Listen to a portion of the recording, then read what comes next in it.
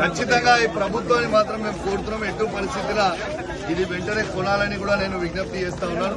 ఇలా మీరు చూస్తూ ఉండొచ్చు, చాలా ఇబ్బంది పడుతూ ఉన్నారు రైతులు. ఇలా జమ్మికుంట మార్కెట్ అనేది తెలంగాణ రాష్ట్రంలోనే అతిపెద్ద మార్కెట్. ఇట్లాంటి మార్కెట్ లో ఉన్న వేలాది మంది రైతులు దాదాపు 40,000 బస్తాలు ఇప్పటిదాకా పెండింగ్ ఉన్నాయి. ఇలా 10 రోజులు టైం పడుతూ ఉంది. ఇలా రైతులు పంట పండించడానికి ఒక ఎత్తు, మళ్ళా పంట పండించినాక అమ్మడానికి ఇంకొక ఎత్తు. ఇదేం పరిస్థితి, ఇదేం కథ, ఇదేం ప్రభుత్వం మేము అడుగుతా ఉన్నాం. కేసీఆర్ గారు ఉన్ననాడు ఏ ఊర్లో ఆ ఊర్లలో పెట్టిన ఐకేపీ సెంటర్లు ఇలా అన్ని కూడా ఒక్క దగ్గర తీసుకొని వచ్చి చాలా ఇబ్బంది పెడతా ఉన్నారు రైతులని. వెంటనే రైతులకు మాత్రం ఈ 2 రోజుల లోపల బార్దాని ఇవ్వాలి. ఇవాళ ఖచ్చితంగా అమాలీలని 200-300 మంది అమాలీలని ఖచ్చితంగా పెట్టాలి. ఇవాళ ఎట్టు పరిస్థితుల్లో ఈ 2 రోజులలో ఖచ్చితంగా ఎత్తాలనేది నేను రైతుల పక్షాన డిమాండ్ చేస్తా ఉన్నాను. ఎట్టు పరిస్థితుల్లో ఈ 2 రోజులు చేయాలి.